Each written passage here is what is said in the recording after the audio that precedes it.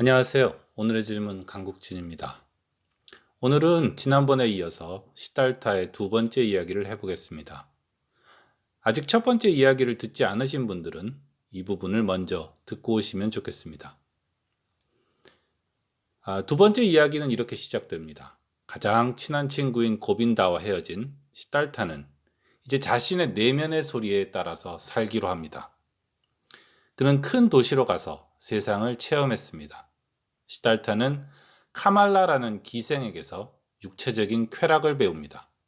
시달타는 카마스와미라는 상인에게서 돈 버는 법을 배웁니다. 시달타는 스스로 자신에게는 세 가지 능력이 있다고 말합니다. 그것은 사색하는 능력이고 기다리는 능력이며 단식하는 능력입니다. 시달타가 보기엔 세상 사람들은 이런 능력이 없었습니다. 그래서 그들은 자신이 원하는 것을 얻을 수가 없었습니다. 시달타는 이 능력들을 써서 점점 성공하게 됩니다. 그러니까 사색하고 단식하고 기다리는 방법이야말로 능력이야말로 강력한 삶의 방법이었던 셈이죠. 시달타는 부자가 되었고 카말라에게서 육체적인 쾌락도 얻게 됩니다. 하지만 시달타는 차츰 좌절하게 됩니다. 그는 자신 같은 능력이 없는 많은 보통 사람들보다는 자신이 우월하다고 느끼는 동시에 자신이 그들보다도 못하다는 열등감을 느낍니다. 그는 연인인 카말라에게 이렇게 말합니다. 내적인 자기 은신처가 없는 사람들은 바람에 흩날리는 낙엽처럼 세상 일에 이리저리 밀려다니게 됩니다. 하지만 내적인 은신처를 가진 사람은 밤 하늘에 뜬 별처럼 묵묵히 자신의 길을 갑니다. 그렇게 살아가는 대표적인 인물이 바로 부처입니다. 시달타도 보통 사람들보다는 세상의 일에서 떠나 있습니다. 그는 세상 속에서 세상의 쾌락을 누리지만 동시에 그것에 몰두하지 않고 그것을 일종의 게임처럼 생각합니다. 예를 들어 그는 돈을 벌고 돈을 거는 도박을 하지만 돈에 집착하지 않습니다. 하지만 카말라는 시달타가 진짜로 사랑을 하고 있지는 않다고 말합니다. 그리고 이게 바로 시달타가 열등감을 느끼는 부분이었습니다. 세상의 보통 사람들은 자신의 삶에 중요성을 부여하며 살아가는데 자신은 그럴 수가 없었기 때문입니다. 어린 아이조차도 사랑을 할 수 있는데, 진짜 사랑을 할 수 있는데 자신은 사랑을 기술로 하고 있었습니다. 세상 사람들은 지금 살고 있는 이 세상을 긍정하고 있었습니다. 그래서 자기의 삶에 집중하고 사랑도 할 수 있었습니다. 하지만 시달타는 그 세상 안에 있지만 세상의 바깥을 쳐다보고 있습니다. 세상의 바깥을 쳐다보면서 세상 안에서 살고 있는 시달타는 결국 그 세상은 좁고 무의미하게 느끼게 됩니다. 이런 것은 시달타 같은 구도자만 느끼는 것은 아니죠. 이런 걸 흔히 삶의 부조리라고 합니다. 삶의 의미를 찾을 수가 없는 겁니다. 많은 현대인들은 그래서 자기 삶에 집중하지 못하고 모든 것이 무의미하게 느껴지는 우울증에 빠지기도 합니다. 사람들은 입시 공부에 바쁘지만 입시 공부가 무의미한 것 같고 회사 일에 바쁘지만 회사가 무의미한 것 같고 가정 일에 바쁘지만 가정이 무의미한 것 같은 느낌을 받게 됩니다. 그리고 자신의 삶이 무의미하다고 느끼게 되는 겁니다. 시달타는 바로 이런 상태에 빠져 있었습니다. 아무튼 이렇게 시간은 흘러서 시달타는 늙어갑니다. 시달타는 어느새 자신이 가졌던 사색과 기다림과 단식의 능력도 사라져버린 것을 느낍니다. 이제 시달타에게는 내면의 소리도 들리지 않습니다. 어떤 의미에서 시달타는 자기 내면의 은신처를 가지고 있지 않다는 카마스와미 같은 상인보다도 못하게 되었습니다. 시달타는 새로운 세상에 대한 깨달음을 가지고 있는 것도 아닌데 그러면서도 시달타는 지금 살고 있는 세상에도 집중할 수가 없었습니다. 그를 다르게 만드는 능력도 사라졌습니다. 그러던 어느 날 시달타는 새장 속의 새가 죽어있는 꿈을 꿉니다. 그리고 그는 이제 자기가 살아왔던 이 속새의 삶에 대한 모든 미련이 끝나버린 것을 느끼게 됩니다. 이제 이 세상은 그에게 과거의 것이 되었습니다. 그는 도시를 뒤로 하고 카말라에게 작별의 인사도 하는 일 없이 세상을 등집니다. 이제 더 이상 세상의 어떤 것도 그에게 매력적으로 보이지 않았습니다. 그러나 그는 이제 어디로 가야 할지는 몰랐습니다. 그는 새로운 세상에 대한 깨달음을 얻은 것은 아니었기 때문입니다. 시달타는 결국 절망하고 죽음을 결심하게 됩니다. 하지만 그가 강물에 뛰어들어 죽기 직전에 시달타는 성스러운 내적인 소리를 듣고 자살을 멈춥니다. 그 소리는 순간적으로 지나갔지만 그를 깊은 잠에 빠지게 합니다. 그리고 그 깊은 잠에서 깨어났을 때 그는 두 가지를 알게 됩니다. 하나는 그가 삶에 대한 열정을 되찾았다는 겁니다. 그는 이제 지난 삶을 마치 전생의 일처럼 느끼게 됩니다. 활력을 되찾은 시달타는 도시의 삶에서는 더 이상 매력을 느끼지 못하지만 이 세상 자체는 다시 그에게 사랑스럽게 느껴지게 되었습니다.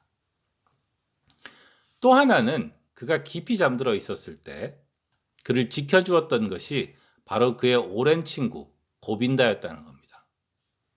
지난 시간에 제가 고빈다는 이성을 상징한다고 했죠. 그래서 깊은 잠에 빠져든 시달타를 고빈다가 지켰다라는 사실은 비록 우리가 좌절한 순간에도 이성은 우리를 지켜준다 라는 뜻을 가지는 것으로 제게는 보였습니다. 시달타는 고빈다에게 어떻게 지냈냐고 물었습니다. 그러자 고빈다는 자기는 순례 여행을 하면서 살았다고 말합니다. 시달타도 그에 대해서 자기도 이제까지 순례를 하고 있었다고 말합니다. 비록 겉으로는 두 사람의 모습이 전혀 다르지만 고빈다도 시달타도 깨달음을 찾는 다른 길을 따라서 순례를 하고 있었던 겁니다. 여기서 이제 우리는 미뤄뒀던 피할 수 없는 질문과 마주해야 합니다. 소설 시달타의 주제는 결국 깨달음입니다. 시달타도 고빈다도 깨달음을 얻으려고 모든 일을 하고 있으니까요. 가장 위대한 존재는 깨달은 부처입니다. 시달타는 바로 그 부처처럼 되고 싶어서 살아갑니다. 그런데 이 깨달음이라 궁극의 진리란 건 뭘까요? 저는 여러분들에게 깨달음을 드릴 수는 없습니다. 하지만 운이 좋다면 여러분을 깊은 생각에 빠지게 만들 만한 기회는 드릴 수 있다고 생각합니다. 그 기회가 뭔지는 조금 이따가 말씀드리겠습니다. 여기서 다시 바가바드 기타로 가봅시다. 바가바드 기타는 궁극의 진리에 대해서 이런 말들을 합니다.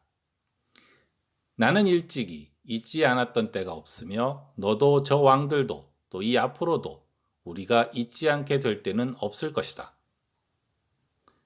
그는 나는 일도 없고 죽는 일도 없으며 일찍이 나타난 일이 없으므로 다시 나타나지 않는 일도 없을 것이다.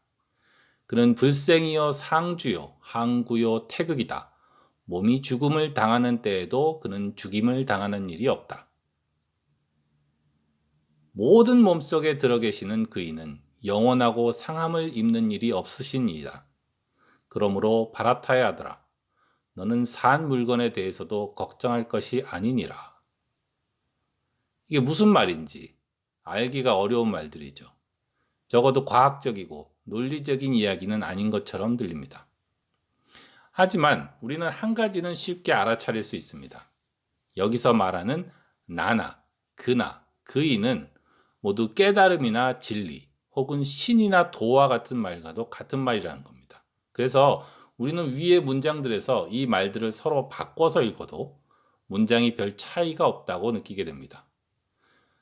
예를 들어서 두 번째 구절에서 그라는 것을 도로 바꿔서 읽어보겠습니다. 도는 나는 일도 없고 죽는 일도 없으며 일찍이 나타난 일이 없으므로 다시 나타나지 않는 일도 없을 것이다. 도는 불생이요 상주요 항구요 태극이다. 몸이 죽음을 당하는 때에도 도는 죽임을 당하는 일이 없다. 이렇게 읽어도 그럴듯하죠. 다만 이렇게 되면 이제 우리는 깨달음 대신에 도가 뭐냐고 묻게 될 뿐입니다. 그런데 여기서 우리는 도대체 깨달음이란 뭔가 하는 질문에 대해 중요한 힌트를 주는 또 다른 말을 찾을 수 있습니다. 그것이 바로 과학혁명의 구조에서 등장해서 요즘은 아주 널리 쓰이는 패러다임이라는 말입니다. 이제 다시 한 번만 바가바드 기타의 구절들에 돌아가 봅시다. 이번에는 그 주어를 패러다임으로 바꿔보는 겁니다. 패러다임은 나는 일도 없고 죽는 일도 없으며 일찍이 나타난 일이 없으므로 다시 나타나지 않는 일도 없을 것이다. 패러다임은 불생이요, 상주요, 항구요, 태극이다. 몸이 죽음을 당하는 때에도 패러다임은 죽임을 당하는 일이 없다. 이게 바로 제가 약속한 깊은 생각에 빠지게 될 기회입니다. 결국 깨달음이나 진리는 패러다임이라는 겁니다. 패러다임은 도나 진리 같은 말과는 다릅니다. 훨씬 널리 쓰이는 말이고 훨씬 덜 신비주의적으로 쓰이는 말이죠. 이 말은 애초에 토마스 쿤이 과학혁명의 구조라는 책에서 소개한 것입니다. 그래서 깨달음은 패러다임이다. 이 문장은 많은 사람들을 생각에 빠지게 만듭니다.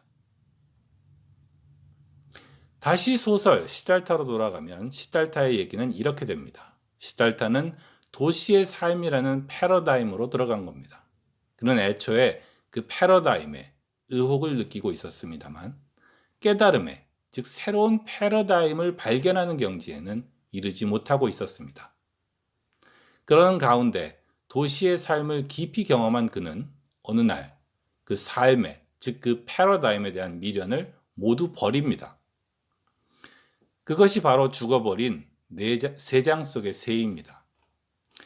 하지만 새로운 패러다임이 없이 과거의 패러다임을 그저 부정한다는 것은 완전한 혼돈 상태를 말합니다. 그래서 그는 절망의 순간을 경험하게 됩니다. 하지만 여기서 그를 구원하는 것은 그 새로운 패러다임에 대한 한 줄기 느낌이었습니다. 그는 아직 그게 뭔지 알 수 없었지만 그 한순간의 영감으로 그는 다시 희망에 차게 됩니다. 그건 바로 그가 결국에는 이 새로운 패러다임에, 즉 깨달음에 도달하게 될 거라는 희망이었던 거죠. 여기까지가 시달타의 두 번째 이야기였습니다. 다음 시간에는 시달타의 마지막 이야기인 집착과 믿음의 이야기를 소개하도록 하겠습니다. 그리고 언제 기회가 되면 토마스 쿤의 과학혁명의 구조에 대해서도 따로 소개해 보도록 하겠습니다. 오늘도 끝까지 들어주셔서 감사합니다. 이제까지 오늘의 질문 강국진이었습니다. 안녕히 계세요.